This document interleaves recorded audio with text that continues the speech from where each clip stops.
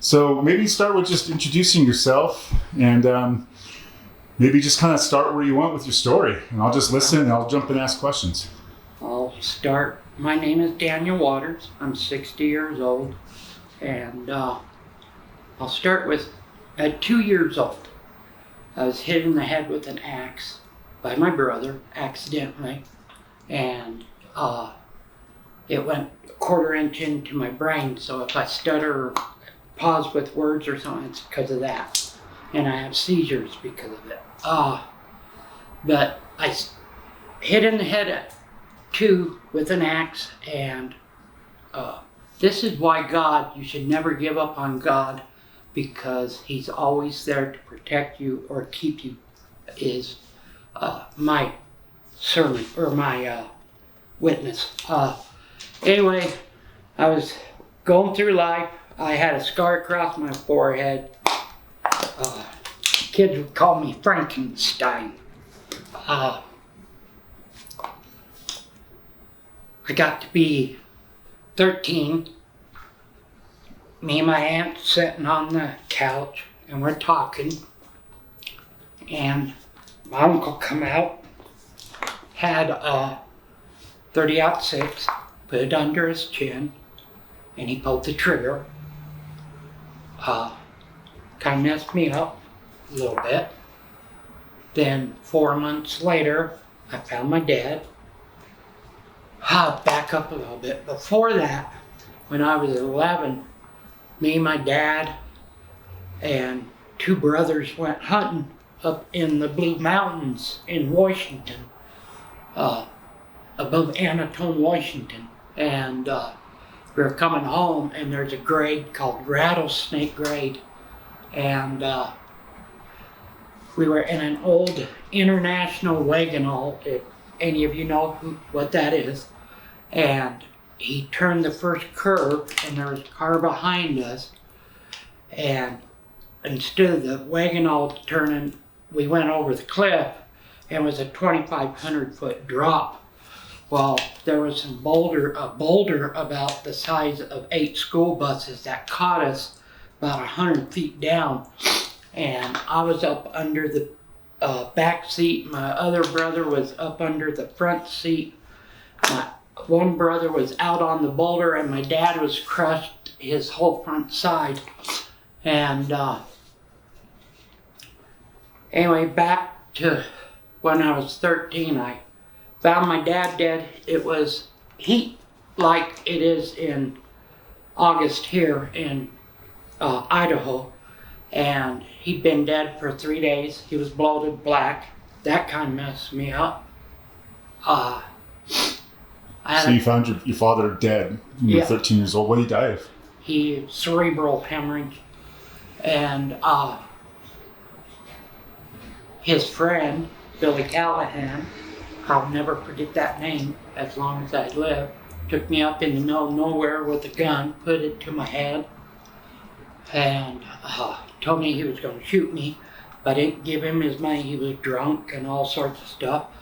And I never took no money from the man, but he thought I did. And he was going to shoot me and leave me out there. And I just called him and said, take me to my dad's house and I'll get you your money. And he did. And that's when I contacted the police and got that. And then shortly after that, about a month after that, he broke into where I was babysitting and beat me so violently, my eyes were shut, my jaw was broke, my nose, my ribs, and raped me. Hurry, stop. But he raped me. Then at 16, I went up to a friend's house. This is when I started my drug use, because I thought it'd help. He gave me a piece of acid, and I saw Satan, and I swear to everything on the book, I never, ever heard the word Lucifer in my life. And I'm sitting there on this acid. And this guy like me and you, just normal looking guy, comes out of the wall and says, "Come on, let's go. It's time to go." And I said, "What do you mean go? Go where?" And he said, "Well, you're going with me." And I said, "Well, who are you?" And he said, "Lucifer." And I said, "Who's Lucifer?" And he said, "I'm Satan, the devil. It's time for you to go with me." And I ran. It was on the 3rd floor. And I jumped out of the 3rd floor window. I broke a leg, broke both knees, broke an arm, injured my shoulder, broke 6 ribs. But I lived. There's another reason God's watching over me. And shortly, about a year later, I guess, me and my brother were catching a freight train out of Spokane, Washington to Haber, Montana, and the guy told us it was a 3rd track over, we'd have to catch it while it was running. And there's a huge ledge underneath, between the wheels and the edge of the boxcar. And my brother jumped up, threw the backpack on, and the backpack jumped off, and I tripped over it, and I went under the ledge, and I rolled about 150 feet, they said, and it spit me out away from the train instead of under it. So there's another reason God always looks after you. I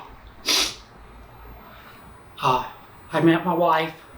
I was 14 or so, and we got married. I was in 11th grade, and me and her, at that time in Washington, you could marry at 16.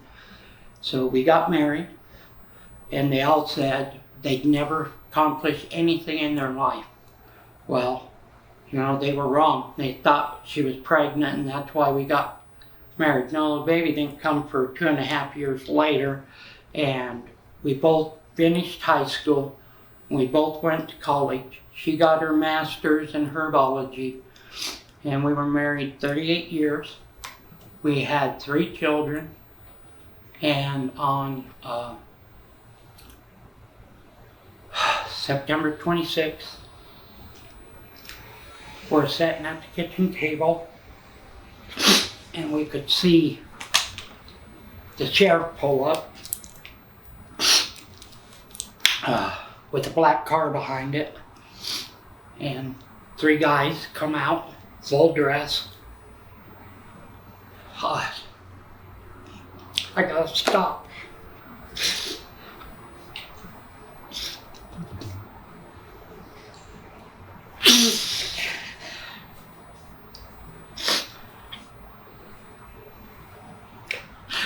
Was marks of a been killed in Iraq.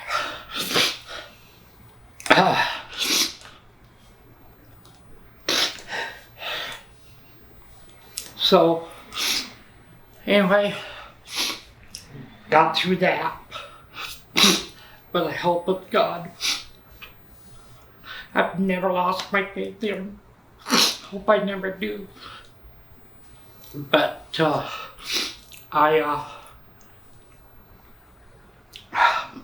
it was around Christmas time the same year. My wife wanted to go to her mother's, and I couldn't go because I had to work. I was what they called a DCSM for Mazda Motors, and so her and my youngest boy and daughter went to her mother's for the holidays, and the day before they were going to come back on January 8th, 4 months after Jason, they were hit by head-on by a drunk driver in a pickup doing approximately 92 to 100 miles an hour. Killed them all. So then, I lost it. I mean, I totally lost it. I went on a suicide mission. Tried committing suicide 9 times, and God wouldn't allow it. I tried suicide by cop in New York City. I tried hanging myself. I tried taking pills. And the last time I tried was I was sitting on this bed at my house in West Virginia. And the neighbors, I was just loaded my dad's 50 caliber rifle, or not rifle, pistol that he had. And I put a shell in it. Just raised it up to my chin like this, and there was a knock on the door. So I thought, well, I'll go get rid of them and it'll be okay. So I opened it, and it was my neighbors, Kay and Lacey. And they were checking on me, see if I was all right. And Lacey said, "We think you need a friend," and brought out a little black lab. That black lab saved my life until I was arrested in 2012.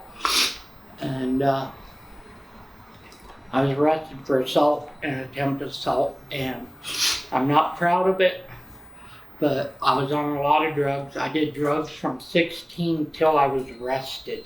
That's a long time. And what drugs were you using? Which drugs? Meth. I never drank. I didn't like alcohol. I didn't like marijuana. I didn't, but I got hooked on meth. And I just I got sentenced to 15 years. And they put me in the worst prison in the state of Colorado, Sterling, Colorado. They have everything from death row to minimum. And by the grace of God and Him watching over me, I never had a conflict. I never had a problem, only one. And I think God helped me out with that one too, because He let me hit that 29-year-old kid at 59 years old hard enough that it knocked him out first punch. And I got put in the hole for 15 days and shipped from the minimum side back over to the high side.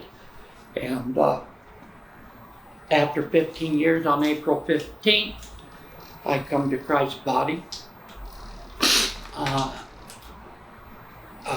Just a couple months ago. Just about 4 months ago. And they have been wonderful here. They haven't done anything for me other than support me, give me somewhere to sleep, and be safe. Because if it hadn't been for Christ's body, I know I wouldn't be here. I'd be back in prison. Or I'd be back on drugs, or even worse, I'd be dead, because I have a lot of medical issues right now, and they're trying to fix them and get them in order. But I went past my time, and Pastor Jim, or Father Jim, or Dr. Jim, excuse me. All of them work. Yeah, my mind, he had been real patient and kind as to extend my stay without hesitation. When I can, I go down and I volunteer in the bottom kitchen with them, and I try to clean the living area in the core room when I can. And right now I'm waiting to go. I'm on the verge of going to a place called the Crew House, which is through the Second Chance Center. And it's a regular house. It's not like the Crew House. In a way it is, but in a lot of ways it's not. And I just thank everybody for donating money and helping them with people like us, because we're like the lost, and they help us get found. But please give whatever you can. I just ask you that, because it helps immensely. You guys have no idea. Other than that, that's my story. Any questions? It's an incredible story. First off, thank you. That's tough.